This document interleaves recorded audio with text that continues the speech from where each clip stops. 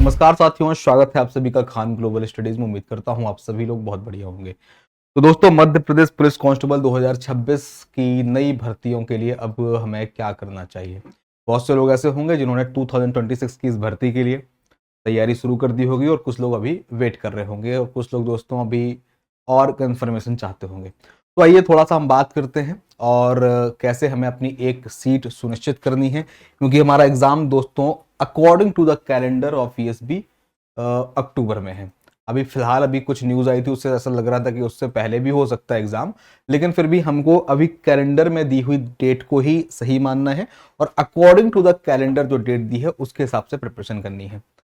अब बहुत से लोग कंफ्यूजन की स्थिति में बैठे हुए हैं, ठीक है, कि भी क्या होगा क्या नहीं होगा। कुछ लोगों का भी प्री निकल चुका है 2025 का, उन्होंने फिजिकल भी दे दिया है। अब जिन लोगों को लग रहा है कि फिजिकल में शायद उनके उतने मार्क्स नहीं आ पाएंगे या फिर उनको लग रहा है कि हमने अपनी जो दौड़ वगैरह है वो प्रॉपर पूरी नहीं करी है, तो अब वो लोग भी वापस से 26 की तैयारी करना चाहते हैं। तो आइए कुछ हम 10-12 मिनट 15 मिनट आपके लेंगे और कुछ हम सही मुद्दों पर बात करेंगे कि हमें यार अब 26 में भर्ती जो आ रही है तो 7,500, उसमें सिलेक्शन कंफर्म कैसे करना है। ठीक है, 2-3 मुद्दों पर बात होगी। हम सब लोग जानते हैं कि अभी एक ये भी न्यूज आई थी कि 7,500 भर्तियों के अलावा कुछ पद ड्राइवर और मिनिस्ट्रियल स्टाफ के भी आने वाले हैं। खैर, इस पर मैं वीडियो बना चुका हूं, इस पर हमें चर्चा नहीं करनी है। ये तो खाली बीच में आया था तो आपको दिखा दिया। वो हमें कंफर्म है कि 7,500 भर्ती जो आपकी है वो अक्टूबर में आपका एग्जाम होने वाला है। अब दोस्तों हम बात करते हैं कि सिलेक्शन कैसे हो या फिर हमें पढ़ना क्या है।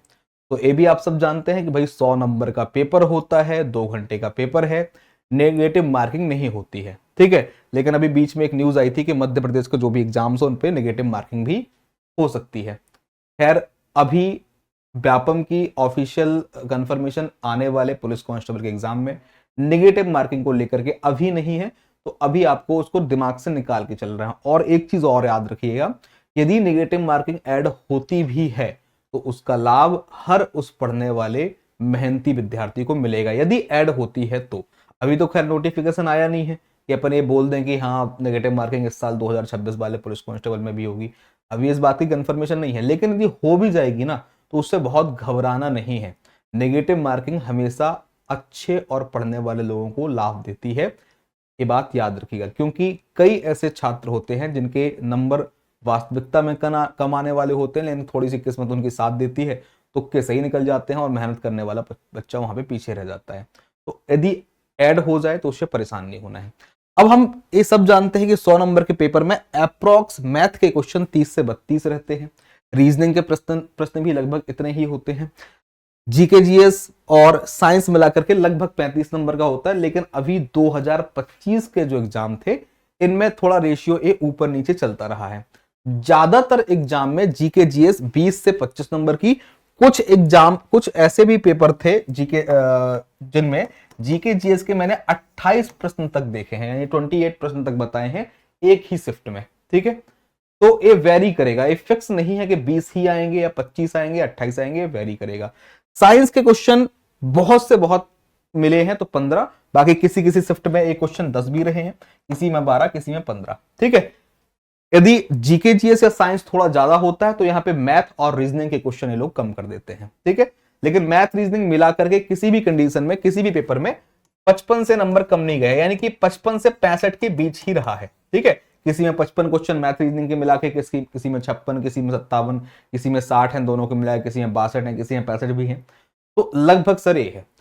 अब ये सब हम जानते हैं तो हमें नया क्या बताने वाले हैं। अच्छा, इस सब में थोड़ा सा और हम बात करेंगे कि सर हमारा प्री भी निकल गया था, लगभग कट ऑफ मार्क्स के आसपास से निकला, और सर हमारा बाद में दौड़ वगैरह भी निकाल ली हमने, फिजिकल भी निकाल लिया। एक बच्चा सर प्री भी क्वालिफाई कर लेता है, अपना फिजिकल भी क्वालिफाई कर लेता है, यानी कि दौड़ वगैरह पूरी कर लेता है, लेकिन फाइनल जो होता है उसको सिलेक्शन नहीं होता है। क्योंकि कई बच्चों को ये लगता है कि कट ऑफ क्वालिफाई कर लेना कंफर्मेशन हो जाता है। नहीं सर, कट ऑफ क्वालिफाई कर लेने के बाद भी आपकी एक फाइनल मेरिट बनती है जिसमें फिजिकल के और आपके एग्जाम के दोनों के मार्क्स ऐड करके आपको सिलेक्शन दिया जाता है। तो कट ऑफ के इर्द गिर्द रहने वाले कई छात्र फाइनल में बाहर हो जाते हैं। इसलिए पूरी कोशिश हमें ये करनी है कि हम अपने जो हमारा एग्जाम है उसमें हम कट ऑफ का ना सोचें, हम अधिकतम नंबर प्राप्त करने का सोचें, ताकि हमारा फाइनल सिलेक्शन हो। अब बच्चे का सिलेक्शन थोड़ा रुकता कहां पे है? देखो, मैथ और रीजनिंग दो सब्जेक्ट तो ऐसे हैं, इस पेपर की जान है। यदि भैया आप इसको छोड़ रहे हैं तो सिलेक्शन कतई भी नहीं होने वाला है, ठीक है। और दूसरी बात क्या है कि मैथ रीजनिंग सॉल्व करने में टाइम भले ही लगता हो, लेकिन ये दो सब्जेक्ट ऐसे हैं जो एग्जाम में आपके उसी टाइम पर बिना आंसर की देखे आपका कंफर्मेशन देते हैं कि हां इस प्रश्न का उत्तर यही है, क्योंकि हमने अपनी एक मेथड को, हमने अपने एक फॉर्मूले को लगा करके प्रश्न को सॉल्व किया है। तो हमें कंफर्म हो जाता है कि हां सर, मैथ और रीजनिंग का प्रश्न तो पूरा सही है, लेकिन जीके जीएस और साइंस में थोड़ी सी डाउट बना रहता है। तो मैथ रीजनिंग तो आपको गलती से भी स्किप नहीं करना है, क्योंकि दूसरी एक बड़ी बात यह है, मैथ और रीजनिंग वो सब्जेक्ट हैं जहां पे हर एक छात्र स्कोर कर लेता है। आदमी आराम से 4-5 महीने बच्चा पढ़ेगा और 4-5 महीने में बहुत अच्छी मैथ कर लेता है, बहुत अच्छी रीजनिंग कर लेता है, बहुत प्रैक्टिस कर लेता है। एग्जाम भी जब होता है तो वो आराम से जो भी इसके पास प्रश्न आ रहे हैं 60-65, इसमें 4-5 प्रश्नों को छोड़ दो तो वो अधिकांश प्रश्न बना लेता है और सही बना लेता है। तो ये तो सबके आ रहे हैं, मैथ रीजनिंग में तो हर बच्चा स्कोर कर रहा है, तो आप आगे कैसे निकलेंगे? क्योंकि सर कंपटीशन का एक दूसरा नाम ही है, आपको किसी को ढकेल के आगे बढ़ना पड़ेगा। आप, सिंपल सी बात है, मान लो सीटें दो हैं, मान लो सीट एक है और आप दो लोग रेस में लड़ रहे हैं, तो आपको एक को पीछे छोड़ना पड़ेगा। ये तो है नहीं कि हम 10 लोग पढ़ रहे हैं, 10 के 10 सिलेक्ट हो जाएं। यदि मान लो 2 सीटें हैं और 10 लोग पढ़ रहे हैं, 10 के 10 कैसे सिलेक्ट हो सकते हैं? सीट ही 2 है, आपको आगे निकलना पड़ेगा। और एक कंपटीशन का नाम ही है ना, 7,500 भर्तियों में करीबन 10 लाख बच्चे फॉर्म भरते हैं, जिनमें से मैं कह रहा हूं 6-7 लाख बच्चे भी पेपर देने जा रहे हैं। 6-7 लाख में मैं बोल रहा हूं कि 5 लाख बच्चे खाली फॉर्म भर दिया था और पेपर का चेहरा देखने गए हैं। 1 लाख तो बच्चे पढ़ने वाले होंगे। 1 लाख में 50,000 तो वो विद्यार्थी हैं जो किसी न किसी कोचिंग संस्थान से पढ़ते हैं, या 50,000 वो विद्यार्थी तो जो कम से कम अपनी किताबों से मेहनत करते हैं। तो 1 लाख में 50,000 तो सीरियस थे, ठीक है। अब उन 50,000 में भी 7,500 का फाइनल एग्जाम में होने वाला है, तो आपको दूसरे से आगे निकलना पड़ेगा और कोई तरीका नहीं है। तो आपको मैथ रीजनिंग में सब लोग स्कोर कर रहे हैं, तो आपको सर बहुत ज्यादा प्रयास करना पड़ेगा यहां पे, क्योंकि ये वो चीजें हैं जो दोस्तों सबकी अच्छी नहीं होती है।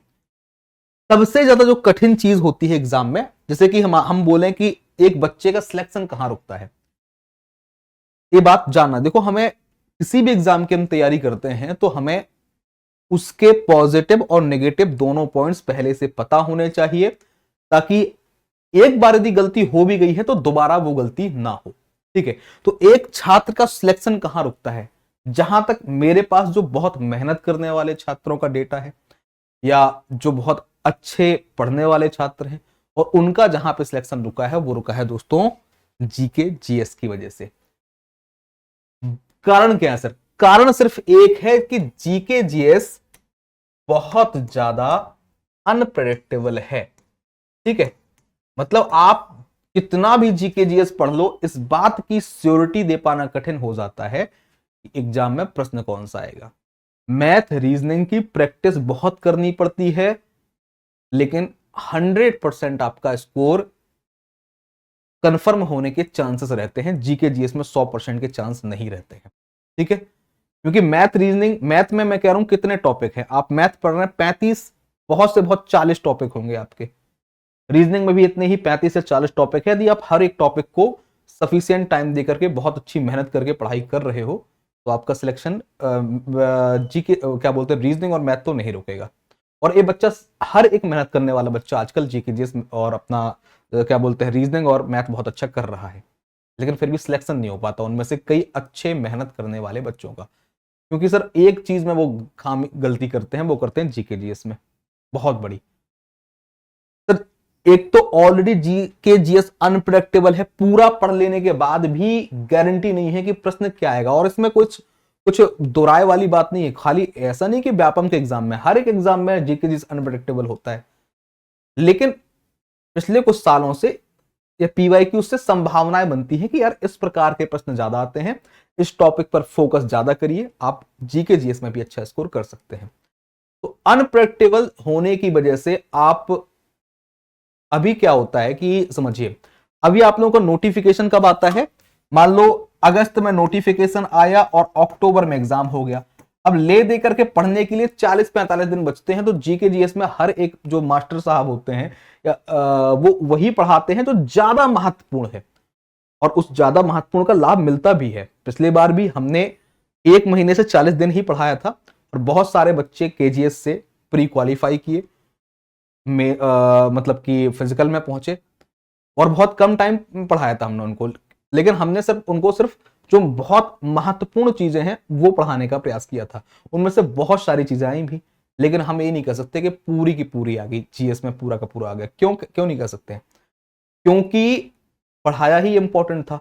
तो जो ज्यादा रिपीट होने वाले प्रश्न हैं वो फंसे थे और वो उसका लाभ भी मिल गया था बच्चों को, और कई लोग क्वालिफाई भी हो गए। लेकिन अब हमारे पास समय है, तो हम ये नहीं चाहेंगे कि हम सिर्फ महत्वपूर्ण चीजों पर फोकस करें। महत्वपूर्ण पढ़ोगे तो स्वाभाविक सी बात है कि आप कुछ ना कुछ फंसा लोगे एग्जाम में। इंपॉर्टेंट चीजें बताएंगे टीचर और वो फंस जाती हैं, आ जाती हैं। लेकिन जब समय है तो हम क्यों इस जीके जीएस को अनप्रेडिक्टेबल बना के रखें? इसको थोड़ा सा यूएन को हटा देते हैं, अब थोड़ा सुंदर लगेगा। हम जीएस में वो कर देते हैं ना जो थोड़ा प्रेडिक्टेबल हो। अर्थात आप पूर्ण तरीके से एक वनडे एग्जाम के जीएस को पढ़ेंगे 5 से 6 महीने में, तो आप बहुत अच्छा स्कोर कर सकते हैं। ठीक है, आपका डर खत्म हो जाएगा। महत्वपूर्ण पढ़ने में क्या होता है कि यार सब ने इंपॉर्टेंट पढ़ाया है, टाइम कम था, फंस गया तो अच्छी बात है, नहीं फंसा तो भाई दिक्कत है। हम ये तब अपनाते हैं प्रक्रिया जब हमारे पास समय नहीं होता है। हमारे पास समय पता है कि एग्जाम अक्टूबर में है, तो हम अभी से पढ़ना चालू करेंगे और अभी से चीजों को समझना। और पढ़ने का मतलब ये नहीं कि हमने कोई क्लास खोली यूट्यूब पे और लिया एक वीडियो, 2-4 नोट्स बना लिए, हो गया। एक एक चीज को, इतिहास पढ़ रहे हो ना तो उसको शुरू से लेकर अंत तक पढ़ो। पॉलिटी पढ़ रहे हो तो उसके संविधान के निर्माण से लेकर के वर्तमान में कौन कौन से संशोधन हो चुके हैं वो तक पढ़ो। यदि आप भूगोल पढ़ रहे हो तो एक एक बारीकी से पॉइंट पढ़ो, क्योंकि इतना पर्याप्त समय है कि आप हर एक चीज को अच्छे से कर सकते हो। जीके जीएस में हम कह रहे हैं आपका जीके जीएस 20 नंबर का आ जाए, 25 का आ जाए, 28 का आ जाए। आपको यदि जीके जीएस में यदि आप 90% स्कोर कर लिया ना आपने, तो आप ऑलरेडी मध्य प्रदेश के जो वैकेंसीज होंगी उसके टॉप 10 से टॉप 20 वाले पोस्ट पे आ जाओगे। ठीक है, यदि आपने ये चीज कर लिया। टॉप 10 रैंक नहीं कह रहा हूं, परसेंटेज कह रहा हूं। यदि मान लो 1000 वैकेंसी है तो शुरू के 100-200 वाले बच्चों में आप आ जाओगे, यदि आपने जीएस में एक कमांड बना ली तो। ठीक है, पूरा एल्गोरिदम जो होता है सिलेक्शन का वो आप अलग कर सकते हैं यदि आपने यहां पर बहुत अच्छा कर लिया। साइंस भी थोड़ा सा अनप्रेडिक्टेबल है, लेकिन जीएस के कंपैरिजन में नहीं, क्योंकि साइंस के बहुत से टॉपिक फिक्स होते हैं। जीएस का सिलेबस तो है, लेकिन क्वेश्चन वो कहां से देगा ये फिक्स नहीं होता है। लेकिन फिर भी यदि आप एक चीज की तह तक पढ़ाई करोगे, बहुत गहराई से पढ़ाई करोगे, ठीक है, इतिहास में ये नहीं कि खाली आपने ऊपर ऊपर अकबर के कुछ महत्वपूर्ण पॉइंट पढ़ लिए, पूरा पढ़िए सर। जैसे आप किसी दूसरे एग्जाम या किसी बड़े एग्जाम के लिए पढ़ते हैं, क्वेश्चन आप सिंपल लगाएं, वन लाइनर लगाएं। मैं क्वेश्चन नहीं कह रहा हूं कि आप पीएससी वाले लगाएं, लेकिन कंटेंट वही पढ़ें जैसे कि पीएससी में चीजों को डिटेल से पढ़ाया जाता है। हाँ खैर, पीएससी में सब्जेक्ट या डिटेलिंग ज्यादा रहती है, वो चीज नहीं कह रहा हूं कि आप वैसे प्रश्नों का सॉल्व करें या उस प्रकार की टेस्ट सीरीज लगाएं आप, लेकिन कंटेंट पूरा पढ़िए। उससे वन लाइनर क्वेश्चन किसी भी तरीके का आ जाए या कहीं से भी आ जाए वो आपसे बनेगा। ठीक है सर, और इसमें मेहनत करना क्यों बहुत जरूरी? क्योंकि सर जीके जीएस जितना सिलेबस बड़ा किसी चीज का हो ही नहीं सकता ना। आपको भारत का इतिहास पढ़ना है, भारत का भूगोल पढ़ना है, भारत की राजनीति पढ़नी है, और इसलिए पढ़ना है क्योंकि इन तीनों का जैसे मान लो जीके जीएस आ रहा है आपके पेपर में, मान लो 25 नंबर का आ रहा है अप्रोक्सीमेटली, ठीक है, तो आप ये मान के चलें कि इतिहास, भूगोल, राजनीति, स्टैटिक, जीके, करंट, ये सर मिला करके आएगा 12 से 15 नंबर का। 2-3 नंबर का इतिहास, 2-3 नंबर का भूगोल, 2-3 या 4 नंबर की पॉलिटी, 2-3 नंबर का स्टैटिक जीके, 2-3 या 4 नंबर का करंट अफेयर। भाई ये है आपका मास्टर। यदि आपको एमपी के किसी भी एग्जाम को क्वालिफाई करना है तो एक गलती बिल्कुल मत करना, एमपी जीके को हल्के में लेने की। 2025 के कांस्टेबल के पेपर में कोई ऐसा एग्जाम नहीं हुआ जिसमें कम से कम 5 नंबर का एमपी जीके आया हो। मैं कम से कम बता रहा हूं, किसी किसी पेपर में 8, 9 और 10 नंबर का एमपीजीके भी आया है। ठीक है, किसी किसी पेपर में 8 से 10 मार्क्स का एमपीजीके आया है। आप सोचो कि जीएस के 20 से 25 मार्क्स में खाली 8-10 नंबर का एमपीजीके है। तो एमपीजीके तो आपको बहुत ही डिटेल से, बारीकी से, क्रमबद्धता से तैयार करना पड़ेगा। और इतना समय है कि आप चीजों को पूरा पढ़िए, प्रॉपर उसके नोट्स बनाइए, ताकि 3-4 महीने में आप पूरा पढ़ सकें, उसके नोट्स को पूरा अच्छे से बना सकें, कोई भी चीज पढ़ने के बाद उसको प्रॉपर रिवाइज कर सकें और साथ साथ क्वेश्चंस की प्रैक्टिस कर सकें। आप इस चीज को करेंगे, आपके यहां के नंबर गायब नहीं होंगे सर कहीं भी। ठीक है, अब आप बोलेंगे सर आपने बता तो दिया, करेंगे कैसे? एक चीज और, इतना सब पढ़ लिया आपने, जीएस पढ़ लिया, साइंस में आपका जो भी है, साइंस भी थोड़ा सा अनप्रेडिक्टेबल है, साइंस को भी उसी श्रेणी में मानना पड़ेगा जो श्रेणी में जीएस आता है। ठीक है, इसमें भी हर जगह फॉर्मूले वाली चीजें काम नहीं करती हैं। मैथ रीजनिंग में फॉर्मूला कर जाएगा, लेकिन साइंस में फिर भी जो निश्चित टॉपिक है उनसे लगभग प्रश्न आ जाते हैं, और साइंस का वेटेज जीएस की तुलना में कम भी है। ज्यादातर बच्चे फेल जो हुए हैं या जीएस में हुए हैं, कुछ का रेशियो साइंस में है। मैथ रीजनिंग में बहुत बच्चा फेल नहीं होता है, जिसका भी सिलेक्शन हुआ उसकी मैथ रीजनिंग तो कमजोर रही ही नहीं है, लेकिन जो सिलेक्शन के करीब था उनमें से बहुत से बच्चों का जीएस कमजोर था। तो जीएस को सर आपको बहुत स्ट्रांग बनाना पड़ेगा, और वो तब जब आप चीजों को बारीकी से धीरे धीरे पढ़ेंगे, एक साथ पूरा नहीं पढ़ना है, धीरे धीरे बारीकी से पढ़ेंगे, आपका जीएस अच्छा होगा। और आप खाली एमपी पुलिस कांस्टेबल के लिए ही नहीं, आप इस प्रकार से पढ़ें कि कोई भी वनडे एग्जाम हो, कोई भी इस श्रेणी का, इससे थोड़ी सी अपर श्रेणी का एग्जाम हो, वो आपसे क्वालिफाई हो सके। ठीक है, इसके साथ ही आपको ध्यान रखना है, मान लो चलो ठीक है आपने बोल दिया सर हमने ये सब कुछ बहुत अच्छा कर लिया, हो गया, अभी भी एक गलती होती है कई बच्चों का दोस्तों, सिलेक्शन रुकता है। वो एक गलती बहुत बड़ी करते हैं, वो समझते हैं अपने आप को हीरो। ठीक है, अरे नोटिफिकेशन आएगा, हम फॉर्म डालेंगे, पढ़ के चले जाएंगे, 4-6 मैराथन देख करके, भगवान जी की कृपा है, और 100 में से हम 70-72 तो ले जाएंगे। और कईयों के आ भी जाते हैं यार, ऐसा नहीं आते नहीं, कईयों के आ जाते हैं, नेगेटिव मार्किंग नहीं है, आने थे 50 पहुंच जाते हैं वो 75। कई लोगों के, सबके नहीं, कई लोग जिनकी किस्मत साथ देती है। लेकिन बहुत से लोग हैं जो अपने आप को हीरो मानते हैं। आपको सर सिलेक्शन चाहिए है ना, तो पहले बात तो ना जो ये हीरो है ना, इसको आप कर दो जीरो। ठीक है, आता है तब भी, आप मान लो पहले से आप कट ऑफ के आसपास पहुंच चुके हैं, या एक आध बार आपने निकाल भी लिया, जब तैयारी करो ना तो अपने आप को हीरो मत मानो। यदि आप हीरो होते तो मेरा ये वीडियो, शायद कुछ ही छात्र ऐसे होंगे जिनका, जो क्वालिफाइड लोग होंगे जो मेरा ये वीडियो देख रहे होंगे, ज्यादातर तो वही छात्र हैं जो रोजगार की तलाश में है ना। मेरा नहीं देखेंगे, किसी और का देखेंगे, भैया यूट्यूब है, ओपन प्लेटफॉर्म है, किसी का भी देख सकते हैं, किसी से भी मोटिवेट हो सकते हैं। हीरो मानने की गलती क्या होती है कि हमें ये लगता है कि हमें जो भी सीमित समय दिया गया है, हम उस सीमित समय में तैयारी कर सकते हैं, और जो हम पढ़ के जा रहे हैं वही आ जाएगा एग्जाम में। ये बहुत बड़ी गलती है। एग्जाम की जब भी तैयारी करना है तो आप अपने हर उस पहलू को पढ़िए जो एग्जाम में आता हो, और उसको शून्य से शुरू करिए। यदि आपसे बनता है तो एक बार उसको रिवाइज करके जाइए। ऐसा नहीं कि आपको बोले हमने तो पढ़ा था और हमारे तो मार्क्स आए थे, 1 ही 2 नंबर तो कम रह गए थे पिछली बार से। तो हीरो समझने की गलती बिल्कुल ना करें, क्योंकि ये चीज लॉन्ग टाइम में बड़ी दिक्कत देती है। आपको लगता है कि एक आध बार हमारा प्री के आसपास हम पहुंच चुके थे, एक बार हमने रेलवे का निकाल लिया था, इसका भी हम थोड़ा बहुत यूट्यूब से ऐसा वैसा देखेंगे, ये करेंगे वो करेंगे, थोड़ा एक आध स्पीडी ले आएंगे, अब हो जाएगा। और होता नहीं है, फिर बाद में रिग्रेट करते हैं वो लोग जिस दिन वो एग्जाम दे करके आते हैं, या फिर एग्जाम देने के बाद जब रिजल्ट आता है उस दिन रिग्रेट करते हैं, यार काश उस टाइम पे थोड़ा पहले से पढ़ लिया होता। तो आप हीरो क्योंकि मानोगे तो आप अभी तैयारी करोगे नहीं, हीरो मान लोगे अपने आप को तो अभी आप तैयारी नहीं करोगे। अप्रैल छोड़ दोगे, मई छोड़ दोगे, जून छोड़ दोगे, शादी हो जाए भैया भाभी की और रिश्तेदारों की, इसके बाद जुलाई अगस्त में देखेंगे। अगस्त में आएगा नोटिफिकेशन, टाइम मिलेगा 40 दिन का, इसके बाद अपने हीरोगिरी शुरू करेंगे, और उसके बाद होता कुछ नहीं है। वो मतलब ये समझ लो कि 7,500 सिलेक्शन होने, उनमें से 500 सिलेक्शन मुश्किल से ऐसे होंगे तो नोटिफिकेशन के बाद वाले बच्चों का सिलेक्शन हो जाता होगा। ऐसा नहीं कि होता नहीं है, कुछ ना कुछ तो बहुत ज्यादा एक्स्ट्रा ऑर्डिनरी बच्चे होते ही हैं जो कम टाइम में भी अच्छा कर लेते हैं। मैं एक्स्ट्रा ऑर्डिनरी बच्चों की बात ही नहीं कर रहा हूं ना, वो तो बिना पढ़े भी जाएंगे तब भी कई बार चांस रहता है उनका होने का। मैं एवरेज और बिलो एवरेज छात्रों की बात कर रहा हूं।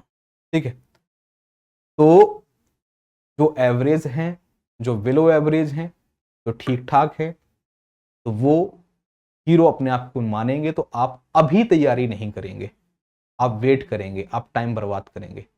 तो अपने आप को शून्य पे सवार होकर के बिल्कुल जो टाइम मिला है, जैसे अभी मार्च चल रहा है, अप्रैल से आपके पास मिल रहे हैं 6 महीने, आप नोटिफिकेशन का इंतजार ना करें और अभी से धीरे धीरे पढ़ना चाहें या पढ़ना शुरू कर दें। ठीक है, हमारे पास अप्रैल से देखा जाए तो पूरे 6 महीने हैं, अप्रैल, मई, जून, जुलाई, अगस्त, सितंबर। एग्जाम कब है? एग्जाम है सर अक्टूबर में। ठीक है, दिए गए जो भी डेट दी गई उसके हिसाब से अक्टूबर में है, थोड़ा बहुत पहले होगा तो हमें थोड़ा सा और अपने हाथ पैर तेज मारने पड़ेंगे। तो हमारे पास 6 महीने हैं सर।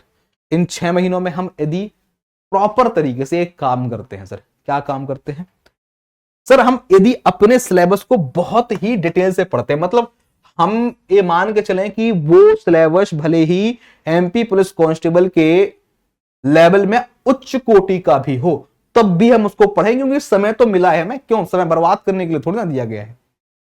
व्यापम 1 साल पहले कैलेंडर जारी करके आपको बोल रहा है, व्यापम एक घटिया एजेंसी है, इसमें कोई दो राय की बात नहीं है। ठीक है, बिल्कुल भी अच्छी एजेंसी नहीं है व्यापम एग्जाम कराने वाली, है ना।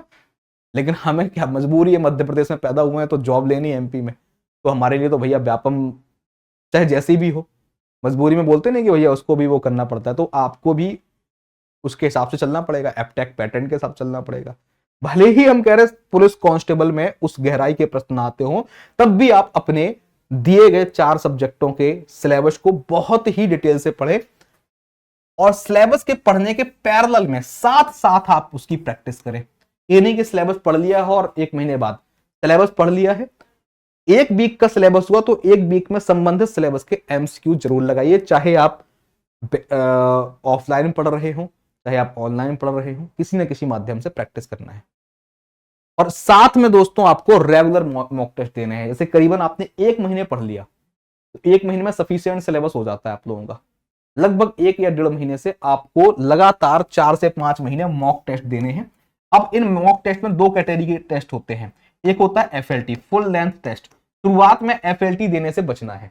क्या है, सिलेबस पूरा पढ़ा नहीं है, एफएलटी दे रहे हो, मार्क्स कम आएंगे तो डीमोटिवेशन हो जाता है। तो कोशिश करना है कि पहले आप जो मॉक टेस्ट दे रहे हो वो आपके सब्जेक्ट के हों, कि आपने हिस्ट्री का दे लिया, पॉलिटी का दे लिया, ज्योग्राफी का दे लिया, मैथ में नंबर सिस्टम का दे लिया, मतलब सब्जेक्ट बेसिस पे टेस्ट, आप टॉपिक वाइज टेस्ट टाइप के कुछ टॉपिक वाइज टेस्ट दोगे तो आपको एक कॉन्फिडेंस आएगा, आपको एक भरोसा मिलेगा। ठीक है, और जब करीबन करीबन हमारा सिलेबस 50% 60% हो जाए, फिर आप अच्छे से एफएलटी देना चालू करिए। एफएलटी में मार्क आउट करिए कि कौन से वो टॉप, जब एफएलटी में नंबर कम आए, फुल लेंथ टेस्ट में नंबर कम आए, तो उसका बहुत प्रॉपर एनालिसिस करिए कि हमारे किस टॉपिक में नंबर कम आ रहे हैं, कौन सा वो टॉपिक है इतिहास का जहां से प्रश्न आया था और वो हमसे छूट गया है, कौन सा वो टॉपिक है मैथ का कि जहां पे हमारा प्रश्न आया है और वो हमारा गलत हो गया है। सिर्फ मॉक टेस्ट देने से सिलेक्शन नहीं होगा, उसका प्रॉपर एनालिसिस करना पड़ेगा, और वो तब करेंगे जब आप कम से कम 50 से 60% सिलेबस कंप्लीट कर चुके होंगे। उसके पहले एफएलटी दोगे तो आधे क्वेश्चन वैसे नहीं बनेंगे, डिमोटिवेट होगे, परेशान हो जाओगे। तो पहले डिटेल से सिलेबस पढ़ना स्टार्ट करो, प्रॉपर प्रैक्टिस करो और रेगुलर मॉक टेस्ट दो, पहले सब्जेक्ट वाइज फिर एफएलटी। यकीन मानिए सितंबर कंप्लीट नहीं होगा, या आपका जिस महीने में भी एग्जाम होता उस एग्जाम से आप 1 महीने पहले इस कदर रेडी होंगे कि जो आना हो आ जाए, हम अपनी सीट लेकर के जाएंगे। ठीक है, तो आपको तैयारी अभी से चालू करनी पड़ेगी। अब आप बोलेंगे सर ये तो आपने बता दिया सब कुछ, लेकिन हम करें कैसे? दोस्तों, आप मुझे शायद बहुत से लोग जानते होंगे, बहुत से लोग शायद ना जानते होंगे, लेकिन 2025 का जिनने तैयारी किया है उनमें से 70-80% लोग मध्य प्रदेश के मुझे जानते हैं, क्योंकि बहुत सारे ऐसे वीडियोस रहे हैं एमपी पुलिस 2025 के लिए जो मैंने बनाए थे और जिनको देख करके बहुत से छात्रों को लाभ भी मिला है उसका। मेरा नाम है रामजी गुप्ता, यानी कि मुझे लोग राम सर बोलते हैं। आप लोग ये वीडियो देख रहे हैं खान सर के चैनल पे। अब आप बोलेंगे सर खान सर का नाम क्यों ले लिया? अरे भाई, ये जो चैनल है केजीएस एमपी एग्जाम, ये खान सर का ही है और एमपी वाला वर्टिकल है, इसमें हम लोग पढ़ाते हैं खान सर के अंडर में, उन्हीं की कोचिंग है। और एक जो वीडियो आप देख रहे हैं दिल्ली से देख रहे हैं। ठीक है, हम लोग दिल्ली में रह करके मध्य प्रदेश के बच्चों को पढ़ाते हैं। तो अभी केजीएस में यानी कि खान ग्लोबल स्टडीज में, केजीएस बोलते हैं हम लोग खान ग्लोबल स्टडीज को, कुछ टाइम से बैच बहुत से बच्चे रिक्वायरमेंट कर रहे थे सर बैच ले आइए। हम अभी बैच नहीं लाए क्योंकि हमें लग रहा था कि एक सफिशिएंट टाइम पर बैच आना चाहिए और हम ये चाहते हैं कि बैच यदि लाएं तो आखिरी समय तक बच्चे से जुड़े रहें। ठीक है, अब बैच चलते हैं 5 महीने 6 महीने, यदि हम 5-6 महीने पढ़ाएंगे तो आराम से अक्टूबर तक हम आपसे जुड़े रहेंगे। सबसे अच्छी बात यह है।